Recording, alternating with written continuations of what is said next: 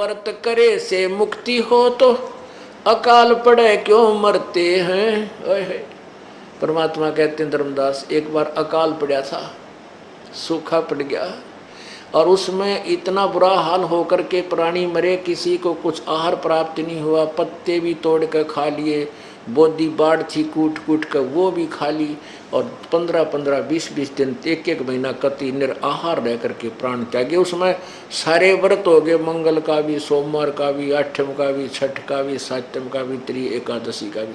तो वो मर क्यों गए? वो तो पार होने चाहिए जब इतने सारे व्रत हो गए उनके तो इकट्ठे। व्रत करे से मुक्ति हो तो अकाल पड़े क्यों मरते हैं। शिवलिंग पूजा या सालिग सेवा अनजाने में करते हैं। शिवलिंग पूजा और या सालिग सेवा अनजाने में करते हैं। चेतन हो के भूल रहे हुए पत्थर से निर्भराम भक्त में अर्ज करूं। कहते हैं बोले आदमी यदि व्रत करे तो मुक्ति हो, ये तो आप समझ गए। और शिवलिंग पूजा, ये पत्थर की पूजा, सालिग की पूजा कति अनजानपने में बिना ज्ञान के करते हैं। क्या ये पत्थर तुम्हें लाभ देगा?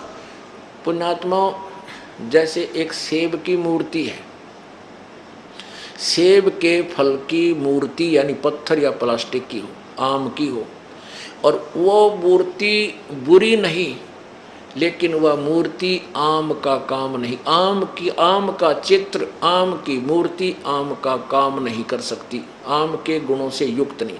वो चित्र केवल उसकी जानकारी देता है, चित्र होना आवश्यक है। अब जैसे हम बच्चे को पढ़ाते हैं कि आ का आम, चित्र नहीं होगा तो आम न समझे, या तो ओरिजिनल वस्तु हो कि ये है आम। जैसे हम बताएं कि ये पेन, तो चित्र इसका अवश्य होना चाहिए, या तो ये स्वयं हो या चित्र हो, तभी समझेंगे। तो चित्र भगवानों के होना आवश्यक है, लेकिन उस चित्र पर आधारित हो जाना ये मूर्खता है। जैसे आम का चित्र है, आम के चित्र को देख करके उसका इतना अच्छा स्वरूप होता है कि उसको खाने को दिल करता है, उसको प्राप्त करने की चेष्टा होती है, कहीं आम मिल जाए खाऊं। तो उस चित्र के ऊपर आसक्त हो जाना, जैसे आम के फल का चित्र है, और वो उससे पता चलता है कि आम मीठा है, जो फलों का राजा है, तो इसके गुण गाएं जा और उस आम के चित्र पर माथा टेकें जा, उसकी आरती करें जा, उसको धूप दीप करता रहे। क्या वो आम प्राप्त हो जाएगा? नहीं।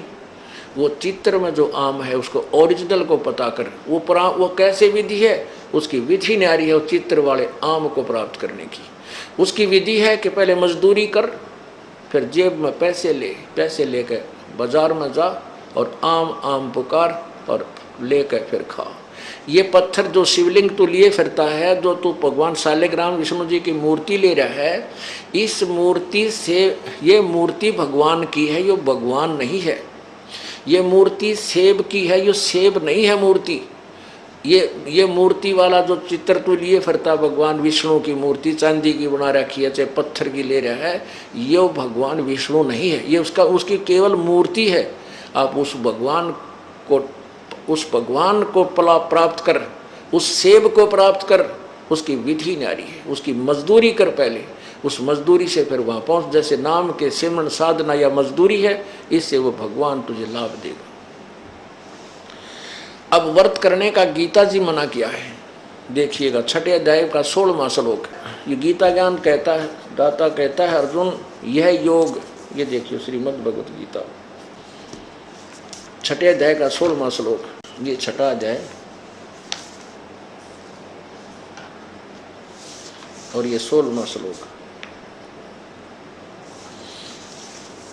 अर्जुन यह योग, योग माने साधना, भक्ति, न तो बहुत खाने वाले का और न बिल्कुल न खाने वाले का, यानी व्रत रखने वाले का। न तो बहुत खाने वाले का दड़ी पक्का खा ले फिर तोड़े जांगड़ाई आए जमाई, वो कैसे भक्ति करेगा? अल्पाहार करे, यानी खाने योग्य खावे, घना नहीं खावे। और बिल्कुल ना खाने वाले का, जो बिल्कुल नहीं खाता, वो व्रत रखता है। और न बहुत सहन करने वाले का, यानी सोने वाले का, और न सदा जागने वाले का ही सिद्ध होता है। यानी न तो घना खावे, ज़्यादा खाने से भी आलस बनता है, और ना बिल्कुल ना खाता उसके वैसे पसीने आए रहे। आप एक दिन रोटी छोड़ कर देखो क्या हाल होगा आपका। रोटी याद रहेंगी, भगवान याद ना रहता। हमने खूब देख रखा, मंगलवार का व्रत रखा करता है, 10 हनुमान पुजारी था, 25 वर्ष रखा है, और फिर बचपन से शुरू कर दिया था, चौथी कक्षा से। बालक थे, बचपन में भूख वैसे ही मुश्किल से सहन होती है, तो 12 बजे पाछे बताई थी, 12 बजे के बाद खाना खा सकते हो। तो 12 बजने मुश्किल हो जाते, वो नो देखे जाते 12 कब से बजे होंगे, सूर्य इधर आ ले, जब गाड़ी भी ना थी सी। तो वो रोटी याद रहा करती, हनुमान ना याद रहा करता। हनुमान जी ने सांझ ने याद आया करता, जब वो उसका 40 का टाइम हुआ करता, या प्रसाद बांटा करते 100 रुपये की बूंदी, और उस समय कल्याण समझते थे। है तरह के भैया, जिन हर जैसा सुमरिया ताको तैसा लाभ, ओसा प्यास न भाग ही जब लग दसे नि आब।